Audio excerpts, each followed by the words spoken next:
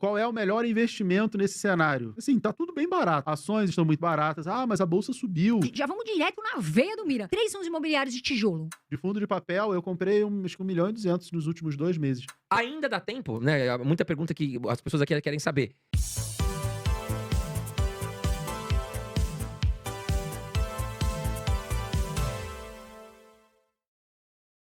Tivemos um aumento da taxa Selic, que já era esperado. Já. 14,25%. Muita gente se perguntando, renda fixa, vou para os fundos imobiliários. O que você acha desse atual momento? É assim, já era amplamente esperado, né? Essa taxa estava contratada desde o ano passado, né? A gente já sabia que íamos ter 2 pontos percentuais, 2 reuniões com 1 ponto percentual, mas a minha aposta é que a gente ainda vai ter mais aumento. Saiu hoje a ata da reunião de semana passada do Copom e mostrou um Copom ainda preocupado, vendo um cenário de redução de inflação para final de 2026, mais 2027, uma inflação ainda muito resistente. E eu acho que a Selic terminal, né, que é até onde ela vai parar de subir, acho que ela deve parar ali na casa de 15, 25. Eu acho que ainda sobe um 0,75 na próxima reunião, no meio do ano mais um 0,25 e estabiliza por aí. O mercado está apostando 15, 15,25 nessa Selic terminal, ou seja, também já é amplamente esperado que continue aumentando a Selic. A decisão unânime da semana passada de aumentar a Selic e o comunicado e tudo que eles fizeram dá essa impressão, porque eles disseram que vai ter um aumento na próxima reunião, mas não da mesma magnitude. Por isso que o mercado está apostando em alguma coisa aí 0,5%, 0,75%, para que a gente tenha a Selic mais ou menos no meio do ano parando de subir. Qual é o melhor investimento nesse cenário? Assim, tá tudo bem barato, né? Ações estão muito baratas. Ah, mas a bolsa subiu. Realmente, a bolsa subiu, tá perto do topo histórico, né? A gente fez topo histórico de 135, 137 mil pontos, tá ali perto de 132, 133. Só que se a gente pegar toda a inflação desde o último topo histórico, assim, acho que nos últimos 3 anos a bolsa tá meio que de lado, né? Sobe e cai. Então, se a gente jogasse inflação, dava para projetar um Ibov bem acima disso. Fundos imobiliários, poxa, subiu, você falou, o André falou, subiram. Subiram recuperando uma queda muito grande Sim. de muito tempo. Por que que eles subiram? A gente teve uma pequena acomodação das taxas de juros futuras, né? Tesouro IPCA mais, taxas mais longas, elas cederam um pouquinho, não muito, mas eu acho que também tem um pouco a ver com a reforma tributária, né? Porque no projeto que o governo mandou para o Congresso, os dividendos de fundos imobiliários estão fora, né? Então eles continuariam isentos. E os de ações não. Então, de repente, o público pode até. Assim, não faria muito sentido, porque fundo imobiliário é muito para investidor de varejo, né? E vai pagar esse acréscimo de imposto para a galera que ganha mais de 600 mil por ano, que não é a maioria dos investidores. Mas o fundo imobiliário ficando isento de fato, porque ainda tem um monte de coisa para acontecer. O Congresso, o próprio Hugo Mota, quando recebeu lá, o presidente da Câmara, quando recebeu, falou: o Congresso vai fazer os devidos ajustes, então a gente já sabe que o Congresso vai modificar a proposta. E como é que ela vai sair? A gente não sabe, mas a princípio o fundo imobiliário estaria fora. Isso dá um fôlego, pode de repente, como acontecer, e se acontecer essa reforma, pode ser até benéfico para os fundos imobiliários, para os investidores de fundo imobiliário, porque o medo da tributação sobre os fundos imobiliários sempre aconteceu já há muito tempo, né? E de repente ficando fora é uma opção para a galera investir e isso também pode puxar o preço deles, embora eles ainda estejam muito baratos. Se a gente for olhar uma métrica que é muito comum, que é o preço sobre valor patrimonial, ainda está barato, mesmo com a alta recente, ainda está barato o fundo imobiliário. Mas a gente tem boas opções na renda fixa, boas opções em ações, boas opções em fundos imobiliários, eh, investimento nos Estados Unidos também está interessante, né? Que por conta da taxação do Trump, lá fora, a bolsa caiu e o dólar aqui também deu uma acomodada, deu uma queda, então acabou ajudando. O Bitcoin caiu, acabou ficando mais barato. Então tem oportunidade para todo lado, né? Mas dentro dos fundos imobiliários, se a gente fala assim, vamos falar, os fundos de tijolo, muitos apanharam. Se a gente Uhum. fosse falar 3, que você acha que estão. Já vamos direto na veia do Mira. 3 fundos imobiliários de tijolo, Assim, que depende estão muito. baratos e que são boas oportunidades. Assim, depende muito do que o investidor quer. Eu acho que, independente de estar barato ou estar caro, eu acho que faz sentido o investidor pensar no que o que que ele quer. E aí é legal ter uma carteira diversificada. Assim, os fundos mais interessantes, eles sempre vão ser aqueles mais conservadores. O KNRI tá legal, o HGLG, o ALZR, O HG o que é uma surpresa, né, tá é, barato. o BTLG, mas o mercado todo caiu, né? Então Sim. todos eles caíram. Os melhores caíram menos. Aqueles que não são tão bons caíram pra caramba. Mas os fundos de tijolo, eles não devem ter uma baita recuperação. Por quê?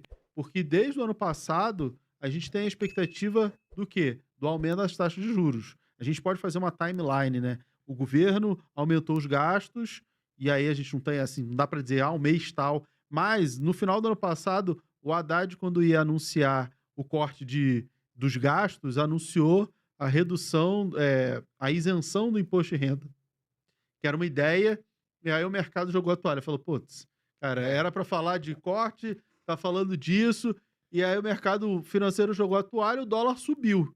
Então, a partir dali, a gente tinha meio que já contratado uma inflação. A gente já sabia que ia ter uma inflação por conta da alta do dólar. O dólar subiu pra caramba depois desse descrédito do governo.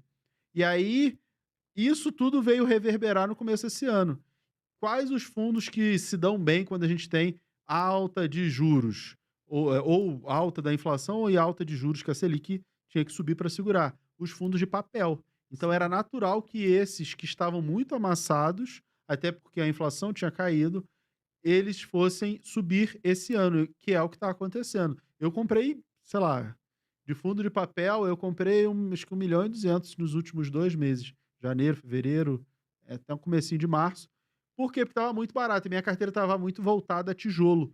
E aí eu quis dar uma equilibrada mais com títulos de papel. Eles ainda estão baratos. Então, existem fundos de tijolo, como você me perguntou, que estão baratos? O mercado todo está bem barato. É difícil de achar um que está, nossa, está muito caro. Só que a gente não tem grandes expectativas sobre os fundos de tijolo. Por quê? Porque eles vão melhorar os seus dividendos, reduzir vacância para os que têm, quando a Selic cair, quando a gente tiver um aquecimento da economia. A gente está num momento de contração da economia.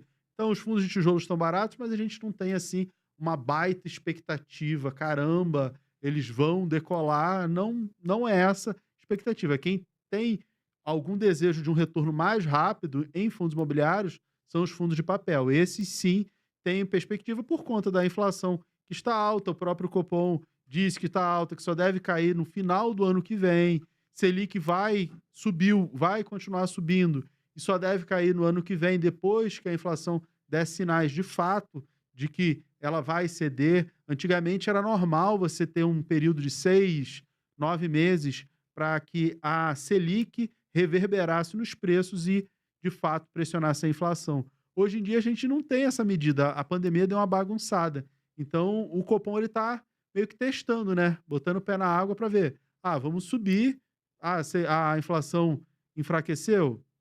Não sei. No comunicado, na ata que saiu hoje, eles falam, inclusive, que vão ver muito a inflação de serviços para tentar testar, para saber como é que tá.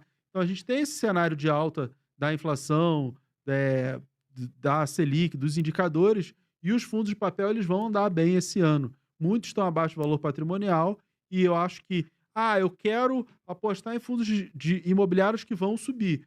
Os de papel têm muito mais chance de subir do que os de tijolo, porque de tijolo depende de melhora da economia, não tem muito jeito. Ô, Mira, mas a gente viu já uma recuperação, né? Alguns fundos de Sim. papel subiram bastante. Eu tava vendo até o VRTA 11, acho que subiu 10% aí em 30 dias. Outros fundos de papel também. Alguns subiram menos porque caíram um pouco, como o KNSC também. Como você falou, aqueles mais consistentes caíram menos, acabaram também subindo um pouco menos. Aqueles que caíram muito tiveram agora uma recuperação mais acentuada. E aí muitas pessoas estão com aquela dorzinha de corno, né? Porque a gente falava, o mercado tá muito barato, não é possível. 30% abaixo, um fundo excelente A gente aí. passou o ano inteiro de 2024, tá barato, tá Sim. barato, barato. Aí ninguém comprou. Aí falou, agora que subiu, ia dar tempo. Aí que tá a grande chave. Muita gente aqui ficou com medo de comprar naquela puta baixa, que a gente vinha aqui, você veio aqui, a gente falou, tá muito barato, as coisas estão de graça. 30% abaixo, fundos excelentes, não faz sentido. E aí agora a gente viu uma recuperada, né? Ainda dá tempo, né? Muita pergunta que as pessoas aqui querem saber. Ainda dá tempo ou acabou perdendo boa parte desse bonde? O que esperar daqui pra frente? Porque nós tivemos uma respirada. Essa alta pode continuar? Ou você acha que agora vai dar uma lateralizada? Não, eu acho que a gente ainda tem espaço para recuperar. Se a gente olhar valor patrimonial, ainda tem muito fundo descontado. Claro que os melhores, um KNSC, KNCR, já estão ali chegando no valor patrimonial ou passando um pouquinho disso, mas tem vários outros fundos ainda abaixo. Então a gente tem espaço para valorização, sim. Eles vão continuar pagando bem por conta desses indicadores econômicos ao longo desse ano. Eles vão continuar pagando bem. Eles só não vão crescer mais porque, como a Selic vai subir, vai ficar mais difícil. Mas a gente tem ainda uma oportunidade, esse ano de 2025, de valorização deles, e no ano que vem, eles pagando bem e a Selic começando a cair, eles também têm essa possibilidade de valorização. Então, eu ainda vejo oportunidade, mas é assim, quanto mais sobe, menor é o desconto, menor é a oportunidade. Só que eu acho que faz muito sentido para o investidor ele pensar o que ele quer com o fundo imobiliário. Porque se eu falo assim, ó, tem uma oportunidade aqui, aí a pessoa compra porque quer que valorize. Uhum. Aí significa que você não está investindo, você está fazendo trade. Então Sim. tudo bem. Mas é isso que você quer para sua carteira? É isso que você quer para sua vida? Se for, beleza, você compra aqui, vende, faz essa rotação da carteira e não só de fundos imobiliários, mas de todos os outros ativos. E aí eu acho até que fundo imobiliário nem é o melhor ativo para você ficar fazendo trade, né? Tem outros ativos mais voláteis que dão mais oportunidade. Agora, se a pessoa quer investir, receber a renda, que é a principal característica dos fundos imobiliários, comprar todos os meses é a melhor estratégia. O tal do DCA, né? O Dollar Cost Average, que a gente faz no Bitcoin, fala-se muito disso no Bitcoin também. E isso serve para qualquer ativo de qualidade, de valor que você acredita na sua carteira. Ações de qualidade, fundos imobiliários, para qualquer ativo que você acredite, você pode comprar um pouco todos os meses, fazer um preço médio, porque se o ativo é bom, ao longo do tempo, no longo prazo, o valor dele vai subir. Uhum. Que é o que todo mundo fala do Bitcoin. Ah, não, porque o Bitcoin você tem que comprar um pouco todo mês, porque ele vai valorizar daqui a 10, 20, 30 anos por conta da escassez. Então, você compra todo mês porque você acredita no futuro daquele ativo. E aí você vai fazer a mesma coisa com ações que você acredita no futuro daquele ativo, com fundos imobiliários. E essa ideia de, olha, é a melhor oportunidade do momento, não vai casar muito com essa ideia do DCA. Mas, para quem quer, de fato, navegar a volatilidade, os fundos de papel eles estão mais interessantes que os de tijolo, porque eles têm mais upside, mais potencial de valorização por conta de juros e inflação. E aí, pelo menos é o que eu faço. Minha carteira de fundo imobiliário, eu não fico assim, vende todos os fundos e compra todo. Não, eu vou jogando ela para um lado ou para o outro. Ela estava, sei lá, 70% papel, tijolo, porque estava muito barato no passado, putz, de graça. Sim. E aí eu aproveitei para comprar fundo de tijolo pagando quase 1% de yield, uma coisa que é inimaginável. Eu Sim. lembro que em 2019 você recebia 0,45, 0,50 de um fundo de shopping, nossa, maravilhoso. Hoje em dia você recebe 1% ao mês e você acha ruim. Exato. Entendeu? Então, a minha carteira estava muito para tijolo porque eu aproveitei muita coisa no passado.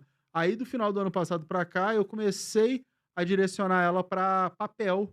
E aí ela tá mais ou menos 50-50 hoje, mais para papel, porque eu aproveitei muito. Esse ano, devo comprar mais papel também, nas oportunidades, é porque o dinheiro não é infinito, né? Então, e eu, como uso os dividendos dos fundos imobiliários, eu também não posso chegar assim, vou vender tudo, vou deixar no CDI esperando a oportunidade. Eu vivo dos dividendos. Então, eu vou equilibrando a carteira. Próximos aportes, eu vou tentar continuar comprando papel para subir. Minha carteira está pagando 1,05 de Tá muito dividendo bom. ao mês. Te deu a oportunidade de aumentar agora, né, Mira? Que é isso que as Sim. pessoas aqui que estão nos assistindo precisam entender. Quanto mais barato a gente compra o ativo, maior a chance da gente aumentar os nossos dividendos. Então, poxa, você vê a sua carteira de fundos imobiliários cair, se você entende o que você está fazendo, é para você ficar feliz. Cara, quando eu vi os fundos imobiliários derretendo, eu me sentia numa promoção de shopping. Eu falava, caraca, eu quero comprar mais, quero mais dinheiro para comprar. E essa sensação, foi o que o Mira falou, por exemplo, XPML11. Um baita fundo imobiliário de shopping center que pagava 8% ao ano, com essa queda, veio para 12% ao ano. Quase 1% ao mês limpo de imposto de renda. Porra, um puta de um dividend yield num ativo de tijolo. Se você compara com a renda fixa, né, faz o gross up, que é justamente a questão do imposto de renda, pô, você está recebendo 12% no ativo livre de imposto de renda. É Exatamente. como se você estivesse recebendo, de repente, 14% na renda fixa. E aí a pessoa tem que Então, ficar feliz da vida, né? Não sim. torcer pra subir agora, eu quero que suba e tal. Senão você virou trader, é isso que o Mira tá falando. Você vai vender lá na frente? Senão Não, é melhor quem- você aumentar a quem- tua renda. Quem torce para subir é quem acha assim, eu tenho milhões, comprei todos os meus milhões, tudo que você podia, e aí agora é só torcer para subir. Sim. Beleza, mas essa é a realidade de quem? De quem tem muita grana, Exato. que não sei lá, é 0,1% dos investidores. Exatamente. A maioria está construindo patrimônio, comprando um pouquinho todos os meses. E aí ficar torcendo para subir é torcer para pagar mais caro. Exato. É assim, É eu ego. torcer para, não, acabou a promoção, agora eu vou pagar mais caro, você vai ficar feliz. Exatamente, não Sabe, tem como. você O Barsi fala muito isso. Faz o menor sentido. Patrimônio é ego. É. O que paga nossas contas são os dividendos.